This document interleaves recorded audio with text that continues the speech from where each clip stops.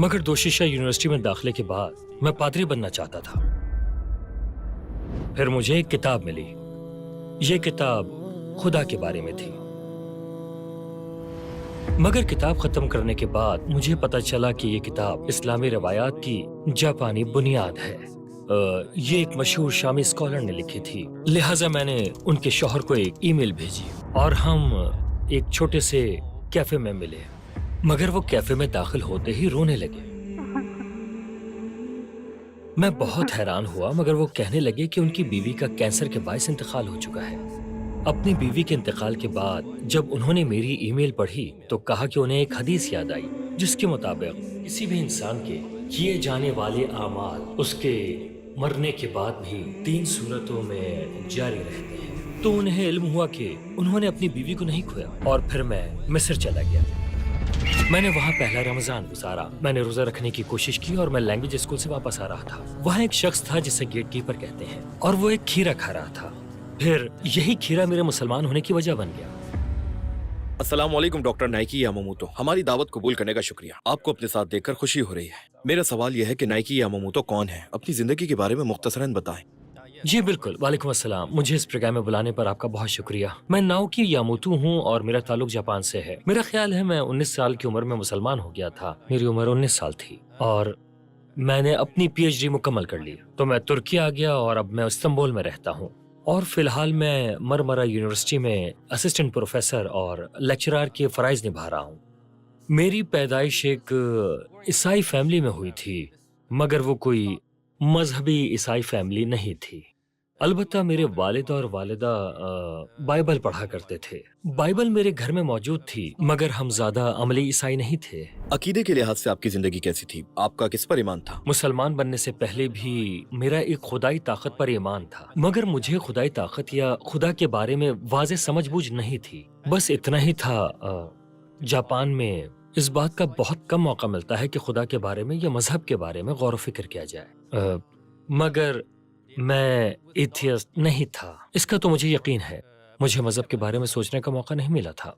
वो कौन सी बातें थीं जिसकी वजह से आपको अपने अकीदे पर एतराज हुआ? जब मैं दोशीशा यूनिवर्सिटी में आ गया तो मैं दूसरे मजाहिब की किताबें पढ़ने लगा। मैंने तौहीद परस्ती की किताबें पढ़ी, मैंने बुद्धिज्म को पढ़ा, मैंने शिंतोइज्म को पढ़ा। फिर मुझे एक किताब मिली। ये किताब खुदा के बारे में थी। जब मैं ये किताब पढ़ने लगा तो शुरू में समझ नहीं आया ये किस बारे में है, क्योंकि इसमें खुदा का नाम नहीं लिया गया था। इसमें पैगंबर की बात नहीं की गई थी। मगर किताब खत्म करने के बाद मुझे पता चला कि ये किताब इस्लामी रिवायात की जापानी बुनियाद है और वो किताब इन अल्फाज से शुरू होती है। كلك شرك خفي لا يبين توحيدك إلا إذا خرجت عنك. इसका मतलब ये है कि तुम्हारी हर चीज, तुम्हारा वजूद, गर्ज, हर चीज अल-शिर्क खफी है, यानी छुपा हुआ शिर्क, छुपा हुआ पॉलिथिज्म।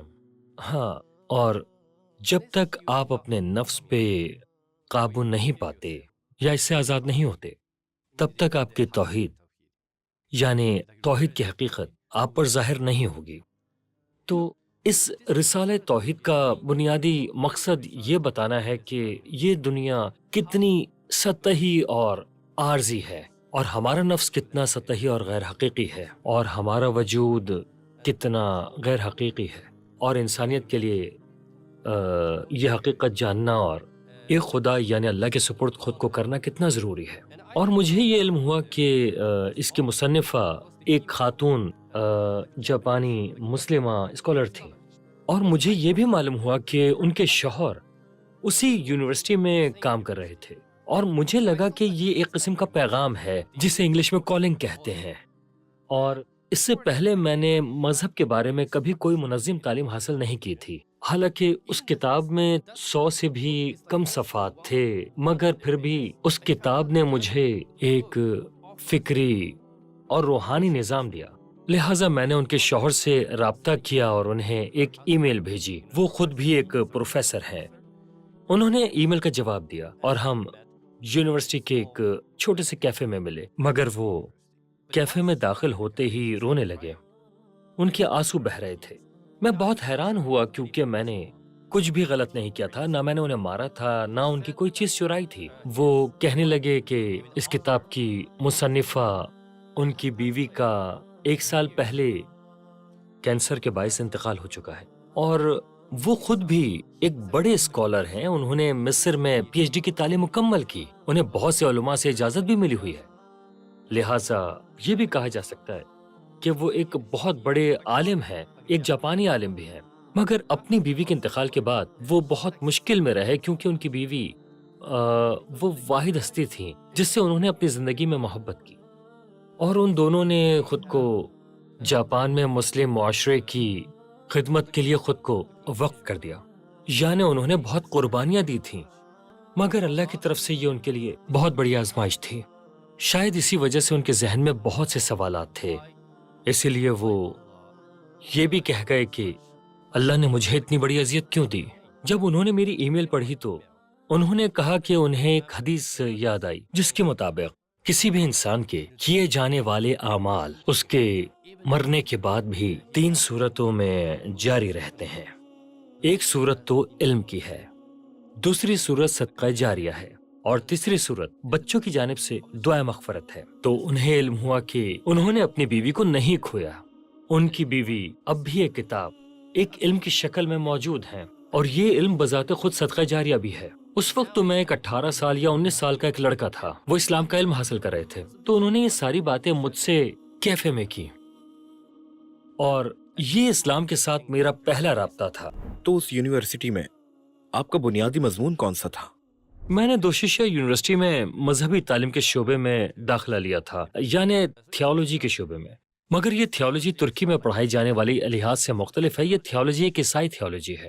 تو آپ نے یہ شعبہ کیوں چنا؟ کیا عیسائیت کے بارے میں مزید جاننے کے لیے؟ جی بالکل، عیسائیت کے متعلق مزید جاننے کے لیے۔ اس وقت میں ایک پادری بننا چاہتا تھا۔ یعنی آپ روحانی مزاج رکھتے تھے اور اپنی ضرورت کو عیسائیت کے ذریعے پورا کرنا چاہتے تھے؟ ہاں، اس وقت شاید ایسا ہی تھا۔ تو اس کا مطلب جس چیز کی آپ کو تلاش تھی وہ آپ کو عیسائیت میں نہیں ملی، یا یہ صرف یونیورسٹی کے ابتدائی سالوں کی کیفیت تھی؟ میں ان مسلمان پروفیسر سے مئی میں ملا تھا، اور یونیورسٹی میں داخلہ اپریل میں لیا تھا، یعنی صرف 1 ہی مہینہ ہوا تھا۔ میں عیسائی تھیولوجی کے شعبے میں داخل ہوا تھا، مگر میں ایک مسلمان پروفیسر سے ملا۔ اسلام کی طرف آپ کا یہ سفر کیسے جاری رہا؟ پھر اس کے بعد کیا ہوا کہ آپ بالآخر مسلمان ہو گئے؟ دوشیشہ یونیورسٹی میں ان پروفیسر سے ملنے کے بعد میں نے ان سے پرائیویٹ تعلیم حاصل کی۔ میں نے کلاسیکی عربی زبان سیکھی، اور میں نے کچھ اسلامی کلاسیکی علوم پڑھے۔ پھر میں عربی کے زیادہ وسیع پروگرام میں داخلے کے لیے مصر چلا گیا، اور میں نے پہلا رمضان وہاں گزارا۔ میں نے روزہ رکھنے کی بھی کوشش کی، لیکن قاہرہ میں جو کچھ بھی میں نے دیکھا وہ بہت ہی متاثر کن تھا۔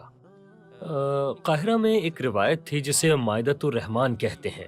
یہ رمضان میں عوامی دسترخوان ہوتا ہے۔ رمضان میں جو لوگ استطاعت رکھتے ہیں، خاص طور پر امیر لوگ یا مشہور شخصیات بھی، وہ کھانا تیار کرتے تھے، اور وہ یہ کھانا سڑک پر اس طرح تیار کرتے تھے کہ جو بھی چاہتا وہاں آ کر افطار کر سکتا تھا۔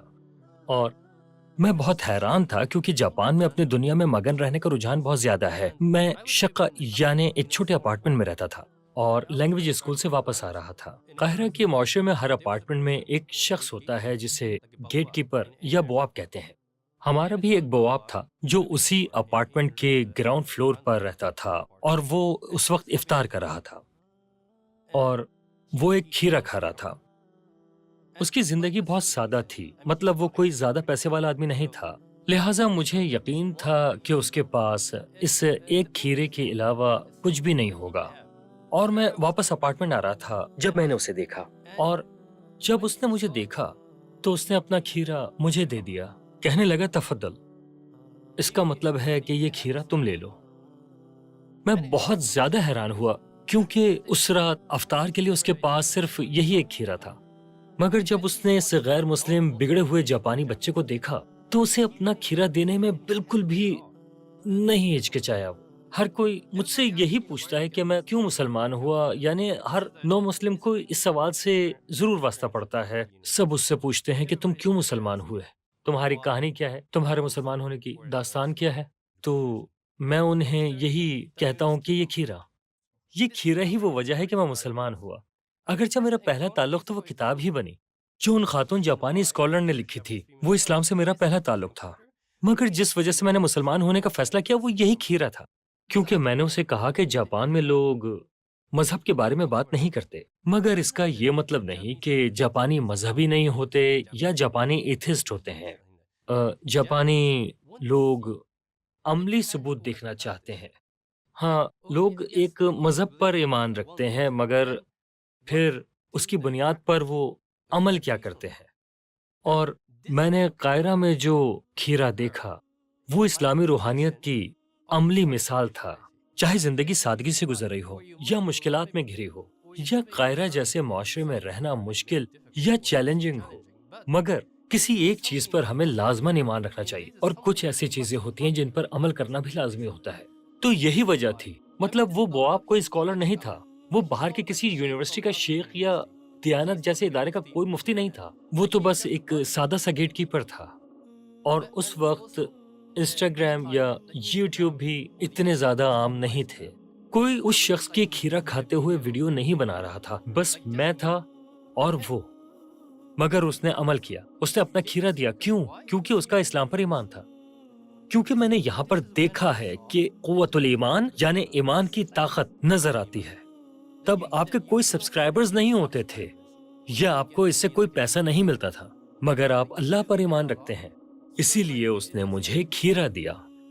تو اپنی زندگی میں واضح طور پر کہہ سکتا ہوں کہ یہی وہ لمحہ تھا جب میں قائل ہوا کہ یہ مسلمان اسلام پر ایمان رکھتا ہے۔ جاپانی صرف باتیں نہیں بلکہ عمل اور استعمال دیکھنا چاہتے ہیں، کیونکہ آج کل مثلاً بہت بڑی تعداد میں ٹک ٹاک یا یوٹیوب کی مشہور شخصیات ہیں، جیسے کہ امام یا دائی یا کوئی اور۔ اگر آپ صرف الفاظ پر بھروسہ کریں تو یہ صرف باتوں کی حد تک سطحی معاملہ رہ جاتا ہے، اور جب ہم حدیث پڑھتے ہیں یا پیغمبر صلی اللہ علیہ وآلہ وسلم کی زندگی دیکھتے ہیں تو وہ اسلام کی دعوت دینے، لوگوں کو صحیح دین کی طرف بلانے پر زور دیتے ہیں۔ مگر یہ ایمان صرف کتابیں پڑھنے کا نام نہیں ہے، یہ ایمان صرف لیکچرز دینے کا نام نہیں ہے، یہ ایمان صرف جامع مسجد میں خطبہ دینے کا نام نہیں ہے۔ ظاہر ہے یہ سب اہم اور ضروری چیزیں ہیں، مگر یہ ایمان یا مشکل میں گھرے ہوئے لوگوں کے لیے تھوڑی سی محبت یا ہمدردی کا اظہار کرنا، یہ بھی دین کا حصہ ہے، یہ بھی ایمان کا حصہ ہے۔ اور پھر کیا ہوا کہ آپ آخرکار مسلمان ہو گئے؟ ہاں، پھر میں مسلمان ہو کر دوبارہ جاپان چلا گیا تھا۔ میرے پروفیسر کے ایک دوست دوسری یونیورسٹی میں تھے، میں وہاں دارالافطار میں گیا جہاں میں نے کلمہ پڑھ لیا۔ مگر ایک بہت اہم بات یہ ہے کہ لوگ یہ توقع کرتے ہیں کہ اسلام قبول کرنے والے فوراً ہی ایک آئرن مین یا اسپائڈر مین میں بدل جائیں گے۔ جیسا کہ میں ایک عظیم شیخ سے ملا، ان کے ایمان سے متاثر ہوا، اور جب میں نے کلمہ پڑھا تو نور کی روشنی میرے دل میں آ گئی اور ہر چیز روشن ہو گئی۔ ظاہر ہے ایسا ہو سکتا ہے، مگر میرے ساتھ ایسا نہیں ہوا۔ میں نے بس کلمہ پڑھا اور مسلمان ہو گیا۔ جیسا کہ میں نے کہا کہ میں کوئی اسپائڈر مین نہیں ہوں، میں بس ایک عام سا انسان ہوں جو مسلمان ہو گیا۔ اس کھیرے والے واقعے اور آپ کے مسلمان ہونے کے درمیان کتنا وقفہ تھا؟ مطلب کتنے مہینے یا سال؟ شاید 2 یا 3 دن کا۔ اچھا، اس واقعے کے صرف 2 یا 3 دن بعد آپ مسلمان ہو گئے؟ جی بالکل۔ اوہ ماشاء اللہ، واہ! یہ بتائیں اسلام کے بارے میں کس چیز نے متاثر کیا؟ اسلام کے بارے میں اسی کھیرے نے متاثر کیا۔ اس کھیرے نے، آپ سمجھ رہے ہیں نا میری بات؟ آپ کو جاپانی معاشرہ بہت انفرادی سوچ والا لگے گا، وہاں کوئی کسی کو کھیرا نہیں دے گا بلکہ اپنے پاس بچا کر رکھے گا۔ وہ اپنے پاس بچا کر رکھتا۔ جی ہاں۔ اچھا، آپ کے ساتھ کبھی کوئی غیر معمولی واقعہ پیش آیا جب آپ کو کوئی ایک خاص ربط محسوس ہوا ہو؟ مطلب جیسے شدید ضرورت کے وقت کوئی دعا قبول ہوئی ہو یا کوئی مدد مل گئی ہو؟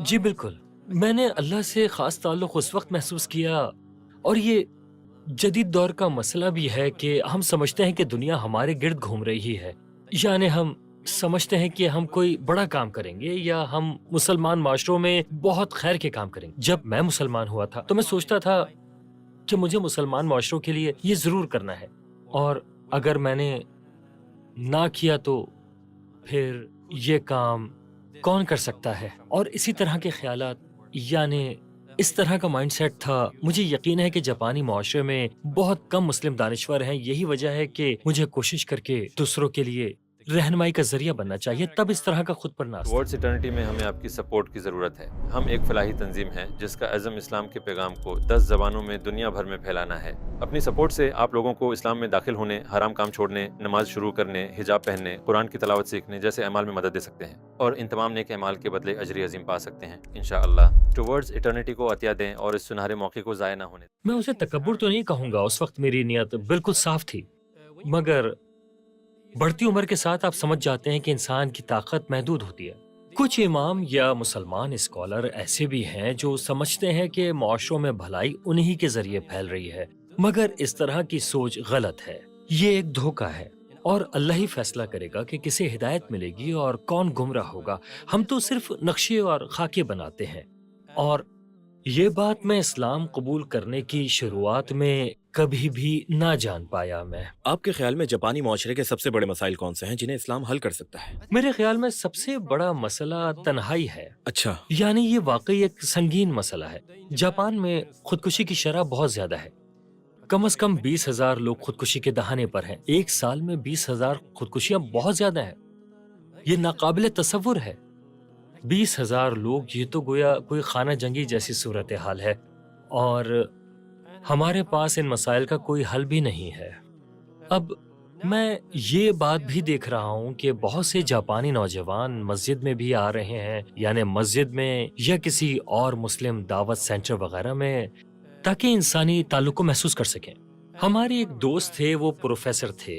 वो एक कैफे में काम कर रहे थे और उसी कैफे में पढ़ भी रहे थे। वहाँ एक नौजवान ने उनसे बात की और फिर उनकी मुख्तसर सी गुफ्तगू हुई। बातचीत के बाद उस जापानी लड़के ने उनसे कहा, इतनी अच्छी बातचीत के लिए आपका बहुत शुक्रिया। यानी उसे जापानी मुआशरे में कभी इतनी मुख्तसर सी बातचीत का मौका नहीं मिला। क्या जापान एक मुसलमान मुल्क बन सकता है? मतलब आपके जहन में इस तरह की कोई तस्वीर है और ऐसा कैसे मुमकिन है? मेरे ख्याल में ये तवक्को नहीं की जा सकती कि जापानी लोग या जापान अगले 5 साल या 10 साल में इस्लाम कबूल कर लेगा। शायद ऐसा हो भी जाए, क्योंकि जापान की आबादी कम हो रही है और अब बहुत से गैर मुल्की जापान आ रहे हैं, लिहाजा ये हो भी सकता है। मुझे नहीं मालूम कि ये अच्छी चीज है या नहीं। और ज्यादा अहम बात सिर्फ मुसलमान बन जाना या एक मुसलमान मुल्क बन जाना नहीं है। कितने सारे मुस्लिम ममालिक हैं मगर करप्शन में डूबे हुए, और बहुत से गैर मुस्लिम ममालिक हैं और वो भी बहुत ज्यादा करप्ट हैं। लिहाजा अहम बात यह है कि अगर हम जापानी इस्लामी माशरे में एक इस्लामी इल्मी विरसा कायम कर सकें, अगर वो मुसलमान जापानी माशरे को कोई नई तख्लीकी सलाहियत दिखा सकें, तो फिर अपने मजबूत जज्बे और अपनी इल्मी और फिक्री इस्तेदाद, जैसे कि जापानी माशरे में मौजूद अपनी रिवायात को लाजमन दिखाना होगा। नबी करीम के बारे में कौन सी बात ने आपको सबसे ज्यादा मुतासिर किया? मेरे ख्याल में उनकी सबसे ज्यादा नुमाया खूबी इस्तिकामत की ताकत थी, खुसूसन मक्के के दौर में, जब वो अक़लियत में थे और लोग उस वक्त उनके मिशन को समझ ही ना पाते थे। आज हम में इस्तिकामत की उसी ताकत की कमी है। जरा याद करें कि नबी ने मक्के के जमाने में कितने साल तक दावत दी। यानी नबी सल्लल्लाहु अलैहि वसल्लम ने इतनी ज्यादा मुश्किलात बर्दाश्त की, और हमें देखें, हम तो नेस कैफे लोग हैं, फौरी नतीजा चाहने वाले। हमें 5 मिनट या 10 मिनट में नतीजा नहीं मिल सकता। हम इल्जाम धरने या शिकायतें करने लगते हैं। डॉक्टर नाइकी यामामोतो, अपनी कहानी शेयर करने का शुक्रिया। आपका उम्मीद भी है कि बहुत आपसे शुक्रिया। किसी और प्रोजेक्ट में दोबारा मुलाकात होगी, इंशाल्लाह। हाँ, इंशाल्लाह। इंशाल्लाह।